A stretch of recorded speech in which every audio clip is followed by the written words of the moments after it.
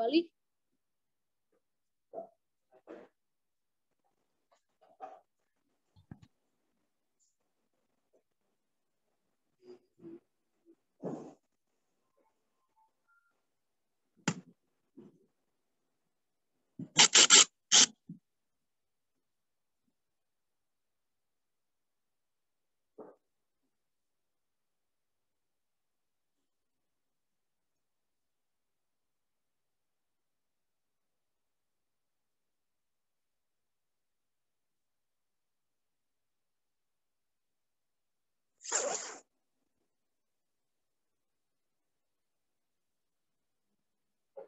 Baik, selamat sahabat buat kita semua.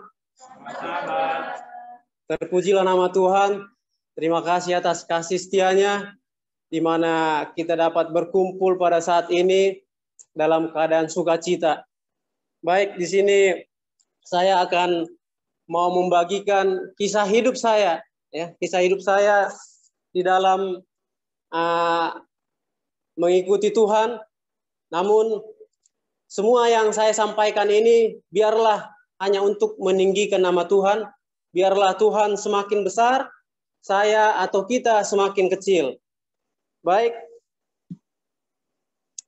pada sahabat hari ini juga saya merasakan sangat bahagia, di mana pada sahabat hari ini saya dan teman saya, kami berdua sudah 2 bulan, artinya masa praktek dari sekolah sudah habis dan rencananya besok kami akan pulang ke tempat kami masing-masing. Secara pribadi atau secara bersama kami menyampaikan kepada semua jemaat yang ada di Dr. Mansur, baik yang ada di sini maupun yang ada di Zoom, saya sampaikan banyak kesalahan yang kami perbuat di dalam proses belajar ini. Tolong dimaafkan, semoga kedepannya kita semua semakin lebih baik lagi. Baik, saya mempunyai satu saudara saya. Jadi kami di keluarga itu ada 2 bersaudara. Ayah saya marga Situmorang, ibu saya Boru Pangaribuan. Abang saya yang lebih besar ini, dia kayaknya lebih ganteng dari saya, kelihatannya. Dan saya dilahirkan bukan dari Advent, ya, bukan dari Advent. Dan saya besar sampai mendapatkan pekerjaan, saya juga belum Advent. Nah, saya merantau di Bandung, di situ posisinya saya sudah bekerja, dan di sana saya mengikuti ada satu kumpulan namanya Batak Mardongan. Batak Mardongan ini kumpulan orang-orang Batak perantau yang belum nikah, sekalian bisa cari jodoh di sana, ya, di Bandung. Nah, saya ikuti perkumpulan itu, saya kenalan. Dan di sana ada beberapa agama, Islam, Protestan, Katolik, Saksi Jehovah, bahkan Advent ada, ya, bahkan Advent ada. Saya non Advent di situ. Nah, saya kenali semuanya. Yang lain ini saya sudah pernah dengar, ya. Namun Advent ini saya belum pernah dengar sama sekali.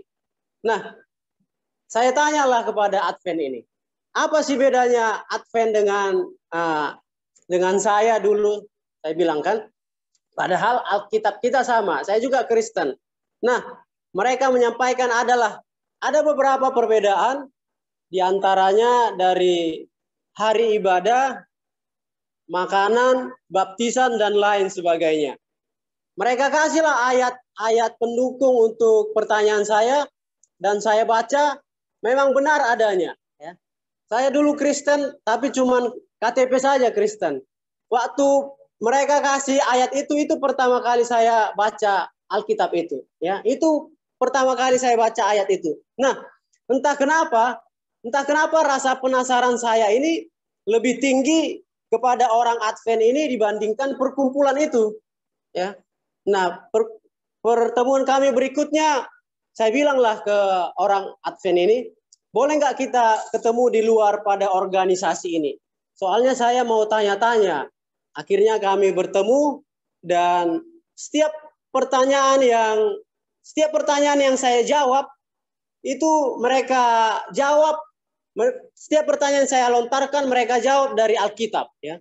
Mereka jawab dari Alkitab sehingga dari pertemuan kami yang kedua itu grafik penasaran saya semakin meninggi. Semakin meninggi loh. Kenapa orang ini sama-sama Kristen?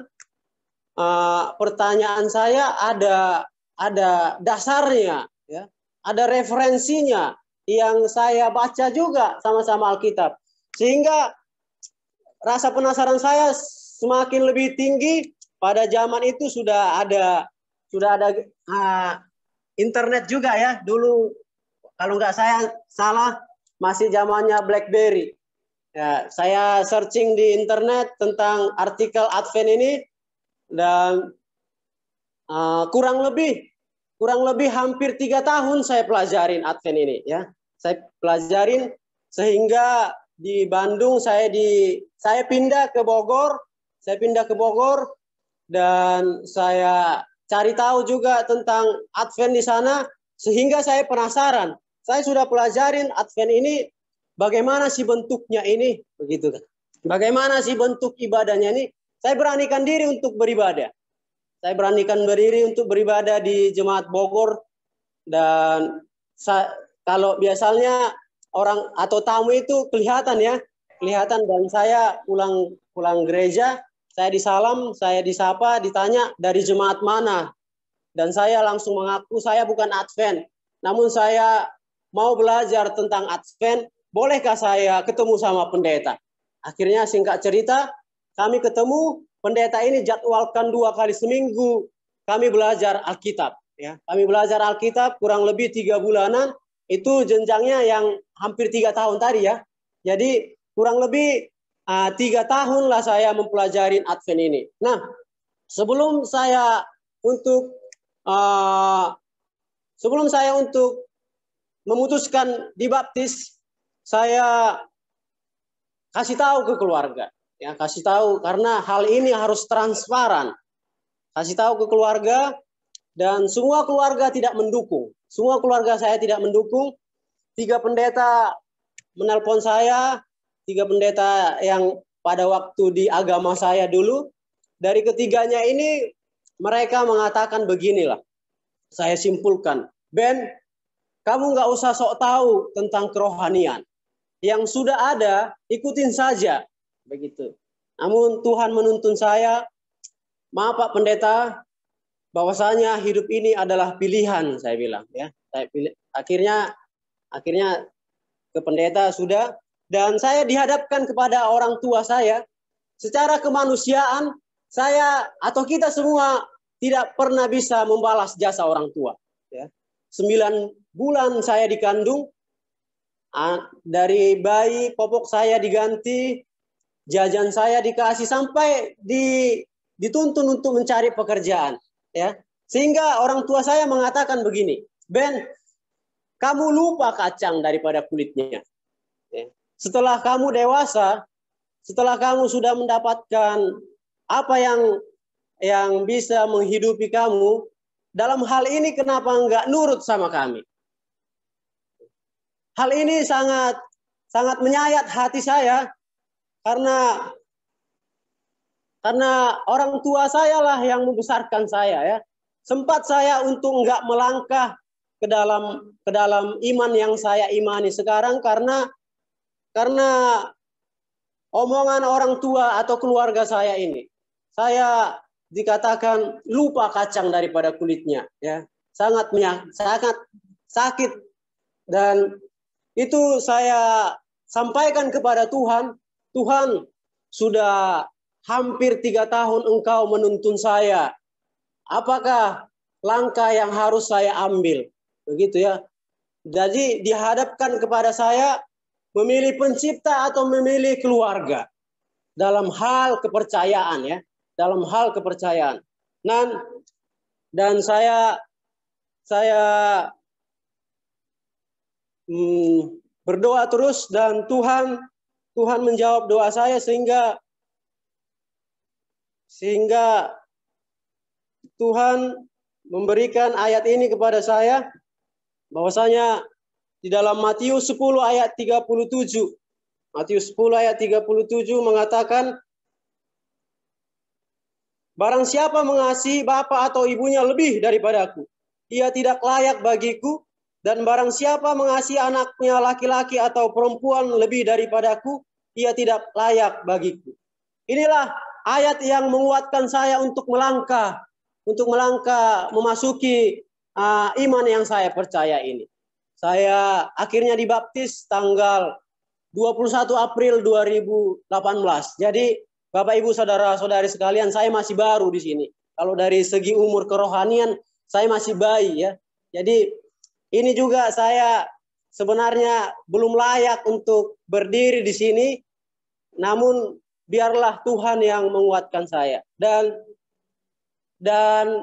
setahun itu hubungan saya retak sama keluarga. Ya, saya tidak dianggap lagi, saya sudah dianggap murtad. Ya, namun saya berdoa kepada Tuhan. Saya percaya, saya mau buktikan kepada keluarga karena di luar sana sudut pandang tentang Advent ini sangat bervariasi. Yang satu mengatakan bahwa Advent itu tidak ada adat lagi, ya. Yang satu mengatakan, yang lain mengatakan bahwa Advent itu tidak mengakui Yesus. Nah, saya mau buktikan kepada keluarga saya bahwasanya Advent itu bukanlah demikian. Sehingga di tahun-tahun berikutnya saya coba komunikasi kepada mereka, telepon saya diangkat dan hubungan kami lebih baik dan lebih baik lagi, sehingga saya memberanikan untuk pulang kampung pas dulu ada cuti pekerjaan ya. Saya cuti pekerjaan, saya pulang kampung, dan sebelum saya pulang itu saya bilang ke ibu saya nggak boleh makan ini, sehingga ibu saya sudah mengetahui. Dan pas saya pulang kampung itu bulan-bulan 12, di situ banyak pesta kalau adat Batak ya. Dan kami makanlah bersama di dalam keluarga. Adalah yang bisa dimakan, ada yang nggak bisa dimakan. Jadi saya yang bisa saya makan. Dan ini pengakuan mereka. Saya nggak mau nambahin atau mengurangi. Pengakuan keluarga saya, Ben, kamu ada perbedaan saya lihat. Dibandingkan sebelumnya kamu cuti pulang ke kampung, sekarang tidak merokok lagi. Ya, sekarang tidak merokok lagi, dulu merokok. Sekarang tidak minum alkohol lagi, kalau di kampung saya tuak ya. Sekarang tidak minum tuak lagi dan tahu jam pulang, tahu jam tidur. Sehingga keluarga saya yang mengatakan secara langsung bahwa saya ada perubahan di dalam mengikuti iman saya ini. Dan itu saya bersyukur kepada Tuhan. Saya mau membuktikan bahwasanya sudut pandang mereka di luar sana yang menganggap Advent ini sudah murtad itu salah ya. Itu salah, bahwasanya iman yang kita imani sekarang memang benar adanya, tidak dikurang atau tidak dilebihkan daripada Alkitab itu. Nah, di dalam perjalanan hidup saya juga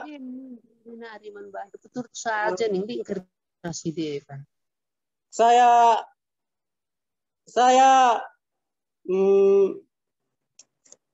berhenti dari pekerjaan ya, dan saya berhenti pekerjaan, ada beberapa faktor nanti saya jelaskan. Nah, di dalam berhenti dalam pekerjaan ini banyak menawarkan untuk bekerja lagi di bidang yang lain ya. Dan banyak menawarkan untuk berusaha ya. Puji Tuhan, selama saya merantau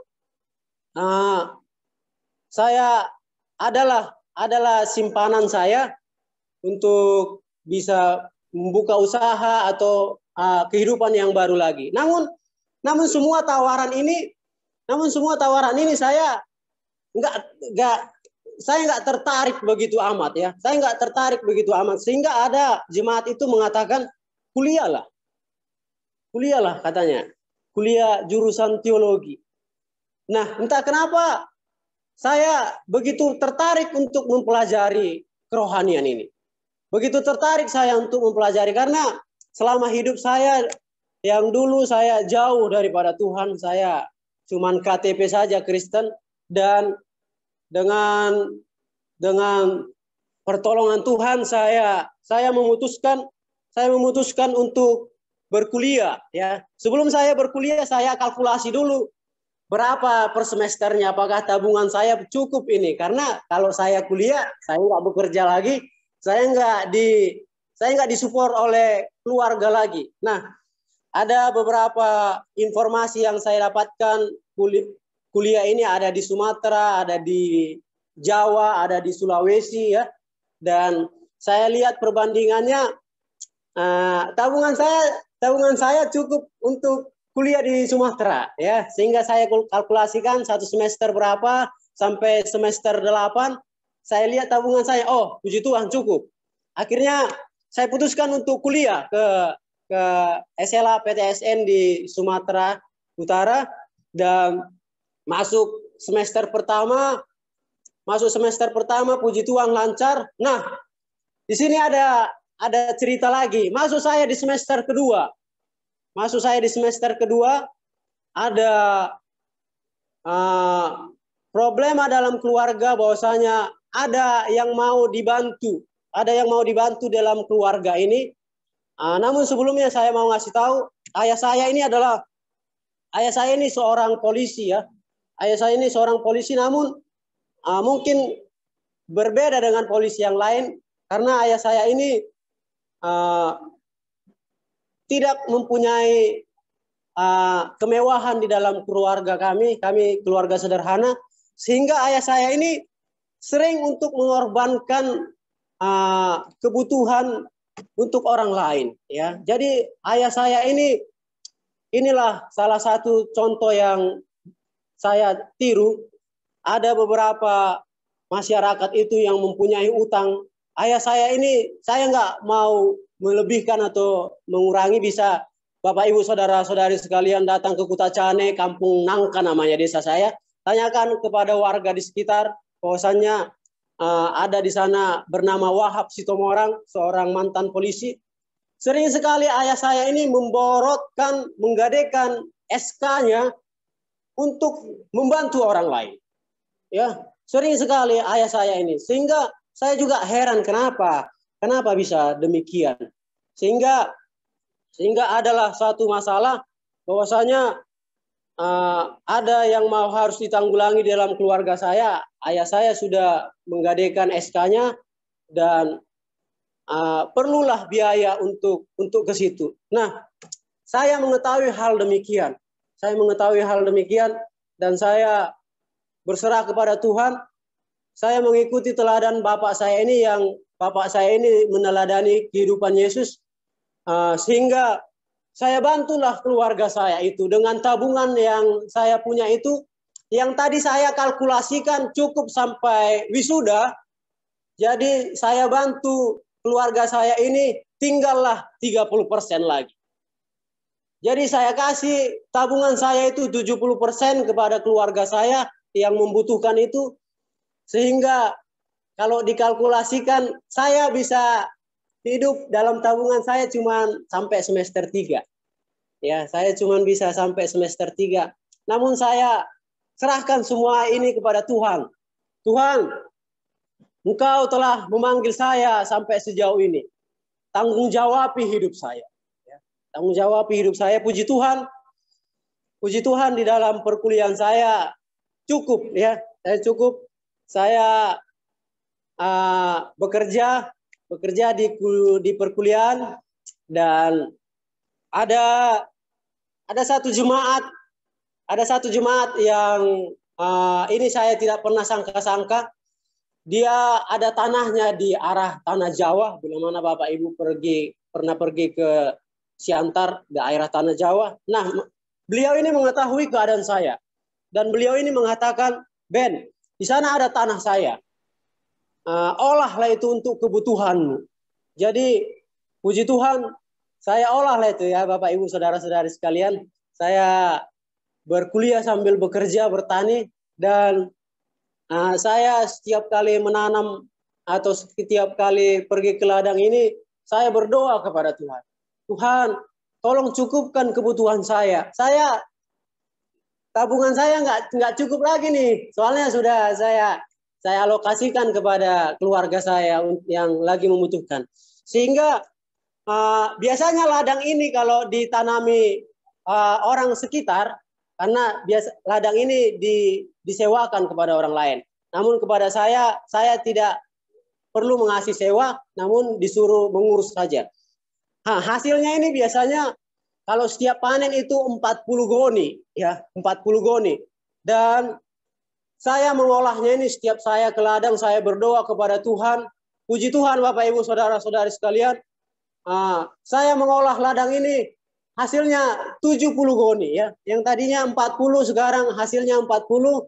Itulah hasil yang saya dapati karena saya membaca dalam ayat ini, ya. Kejadian 26 ayat 12 ini mengatakan, maka menaburlah Ishak di tanah itu dalam tahun itu juga ia mendapat hasil 100 kali lipat sebab ia diberkati Tuhan.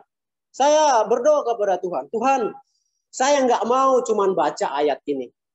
Saya bilang begitu kepada Tuhan. Saya mau merasakan ayat ini. Sehingga ayat ini sudah saya rasakan.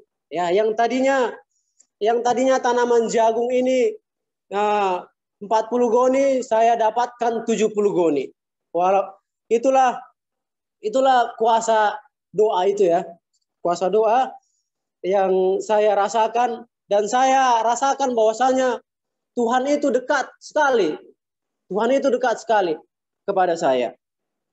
Nah, di dalam kesaksian berikutnya saya mau bilang kepada Bapak Ibu Saudara-saudari sekalian, biarlah kesaksian ini untuk meninggikan nama Tuhan, ya. Untuk meninggikan nama Tuhan, saya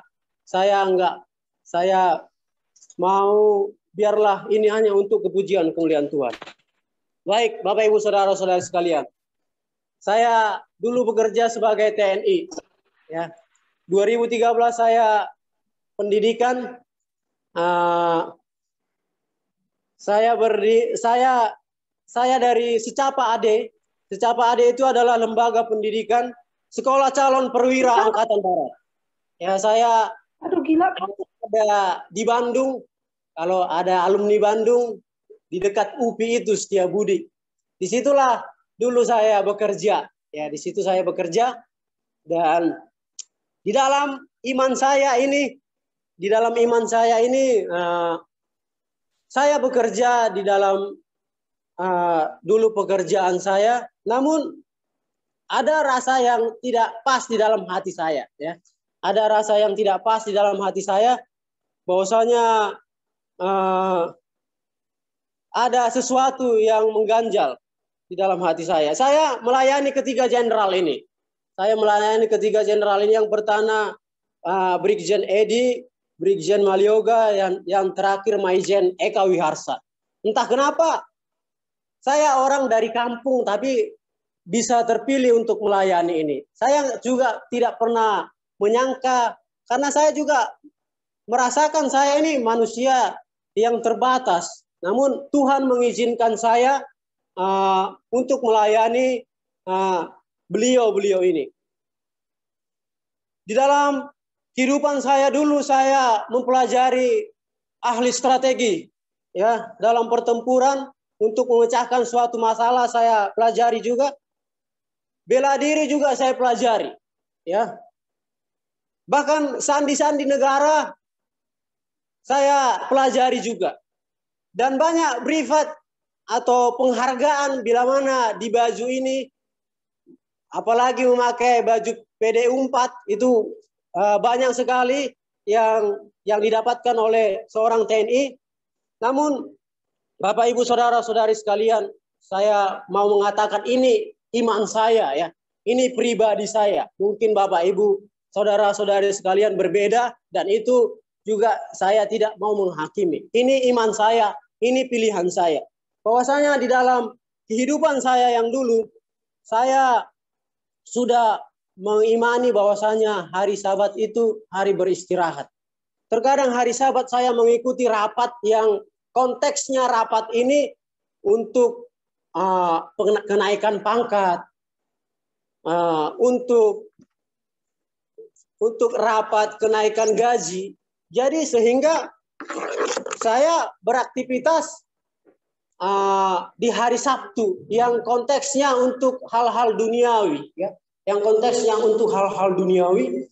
Dan entah kenapa rasa penasaran di dalam hati saya, ada sesuatu dorongan yang mengatakan, Ben, kamu itu sudah percaya Yesus, bahwasanya Yesus itu beristirahat di hari Sabat.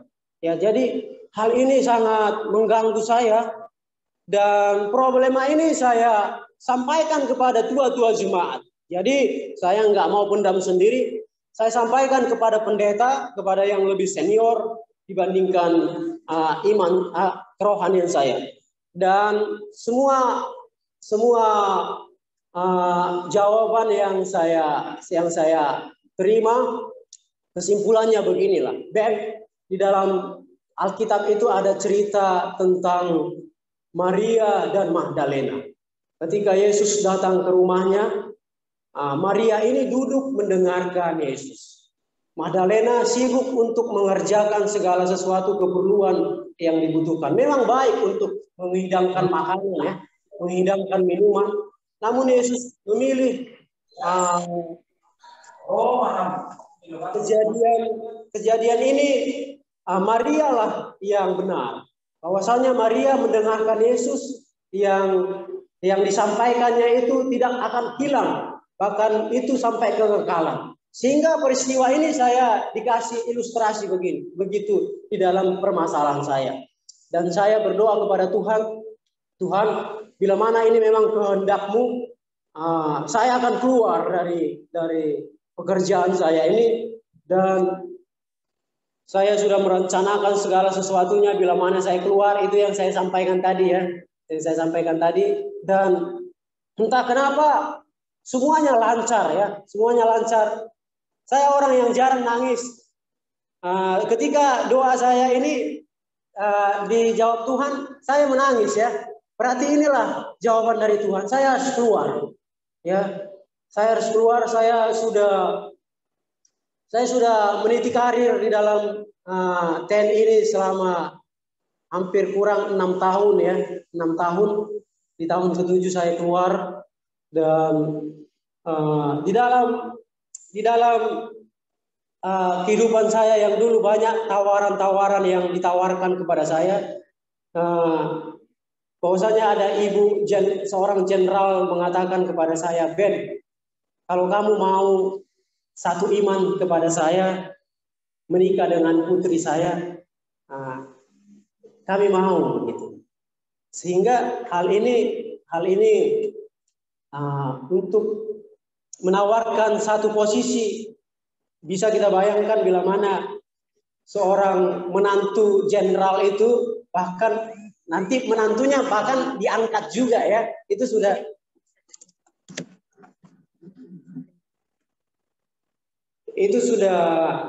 pasti, ya. Dan saya berdoa kepada Tuhan, Tuhan, ini ada tawaran nih, bagaimana nih? Ini menyangkut iman, ya. Dan puji Tuhan saya tidak terima tawaran itu. Mungkin kalau misalkan saya terima tawaran itu, kita tidak ketemu, ya, Bapak Ibu Saudara-saudari sekalian. Saya sudah pindah agama dulu, mengikuti tawaran itu, tapi puji Tuhan saya tidak terima tawaran istri seorang jenderal itu, putrinya yang ditawarkan untuk menjadi menantu saya, ya. Entah kenapa juga saya nggak pernah berpikiran, saya ini orang kampung, ya. Saya orang kampung, tapi kok sampai bisa tawaran seperti itu kepada saya. Saya manusia yang biasa, tapi puji Tuhan, Tuhan selalu menuntun saya. Banyak hal-hal yang menawarkan tentang dunia ini. Nah, di dalam hal ini juga saya mau sampaikan bahwasanya doktrin yang saya ikuti dulu berbeda dengan doktrin yang saya imani sekarang. Bahwasanya Yesus Kristus mengatakan, kasihilah musuhmu. Ya, kasihilah musuhmu. Doktrin yang saya ikuti dulu, Bapak Ibu Saudara-saudari sekalian, tidak ada rasa iba kepada musuh.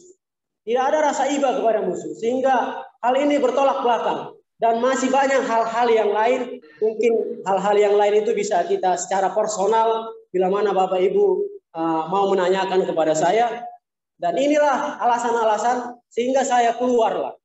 Sehingga saya keluar, dan saya keluar ini belum memenuhi masa dinas saya.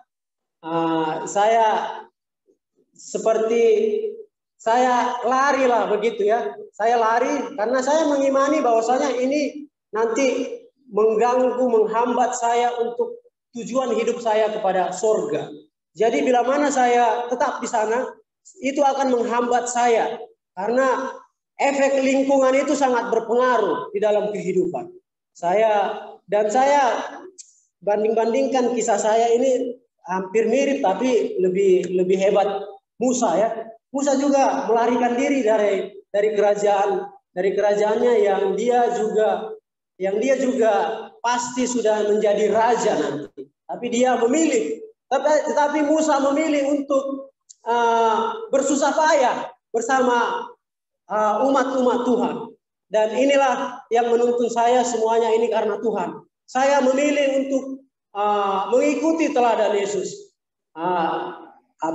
Padahal di dalam kehidupan saya dulu, Bapak Ibu saudara-saudari sekalian, sudah sangat nyaman ya, sudah sangat nyaman, dan itu berpengaruh untuk jenjang karir juga. Nah,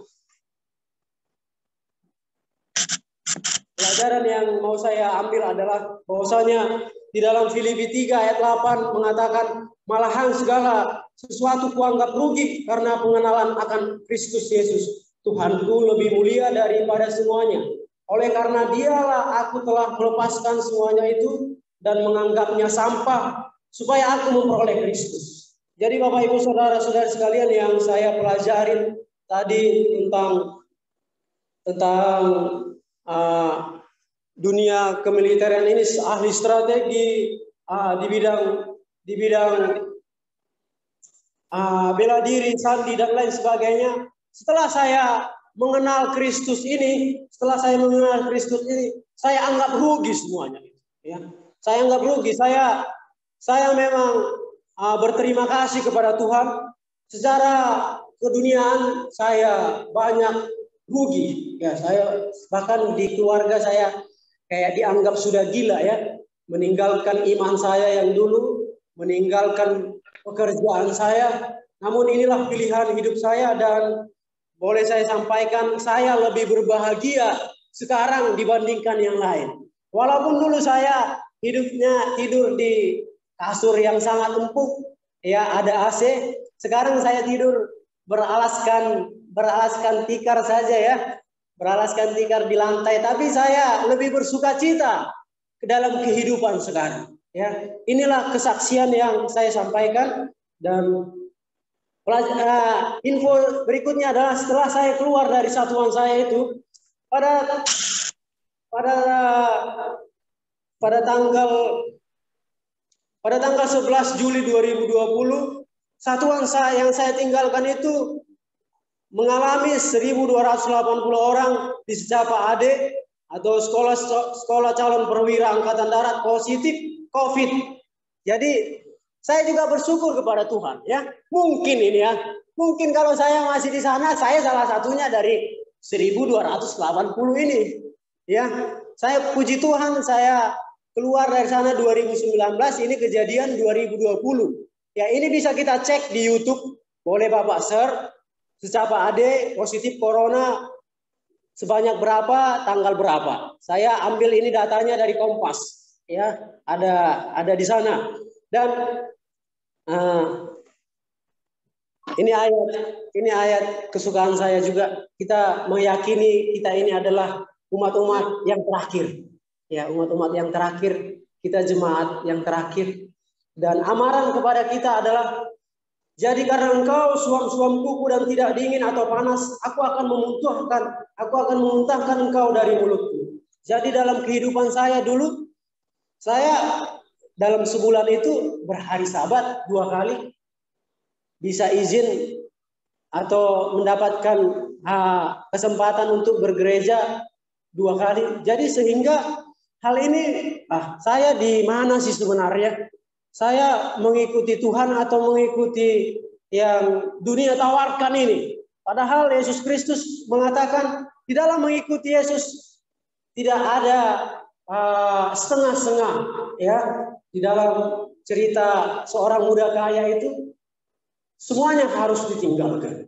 Ya, semuanya harus ditinggalkan. Jadi Bapak Ibu Saudara-saudara sekalian, kita juga demikian bila mana ada hal-hal aktivitas kita, keduniawian kita yang menghambat kita kepada tujuan kita ke surga, secepat mungkin kita harus tinggalkan.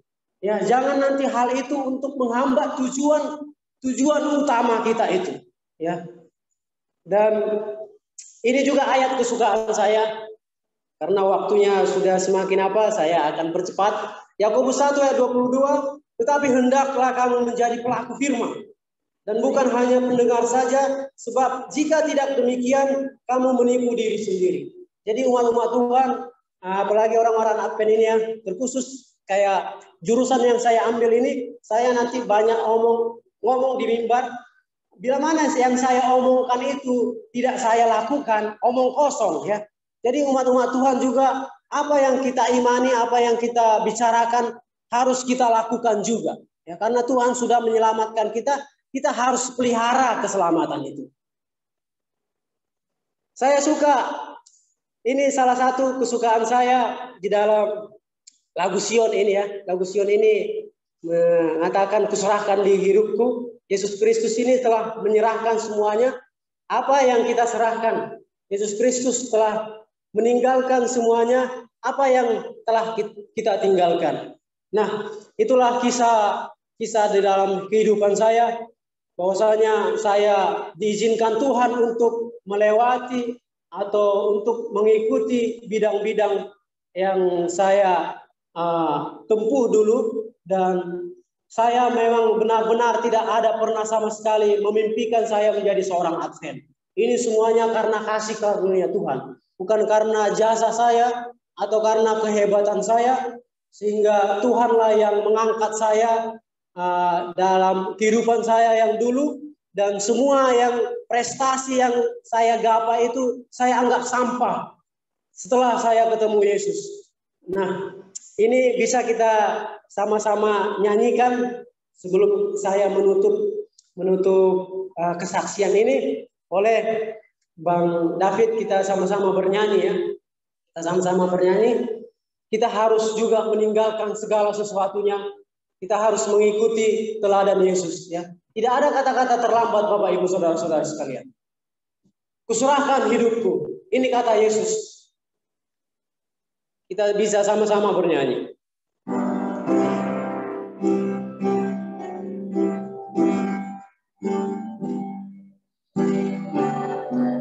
Kita bisa sama-sama bangkit berdiri.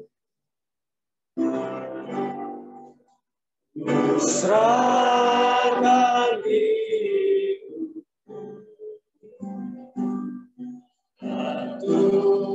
padaku, agar oleh itu tertebuslah engkau, karena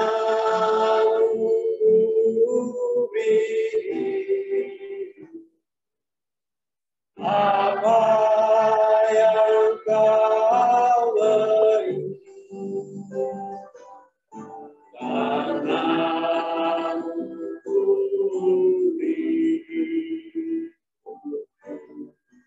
apa yang kau beri. Ayat 2.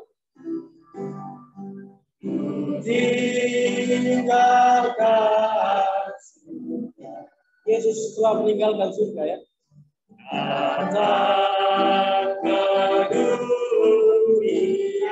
Datang ke dunia ini demi kita. Tinggalkan Bapa. Sangat besar pengorbanan Yesus ini. Dan Yesus bertanya kepada kita, apa yang kita tinggalkan? Semuanya aku tinggalkan.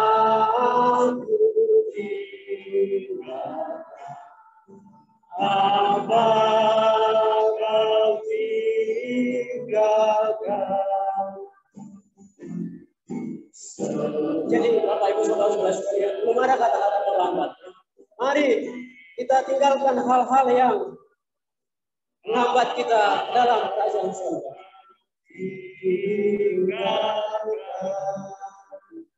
Boleh Bapak Ibu Saudara-saudara sekalian dulu. Inilah penginjilan perorangan saya yang banyak bertanya waktu saya di Dr. Mansur ini. Biarlah penginjilan perorangan ini hanya untuk memuji muliakan nama Tuhan, menguatkan iman kita bahwasanya Yesus Kristus tidak lama lagi datang. Terima kasih, Tuhan Yesus memberkati.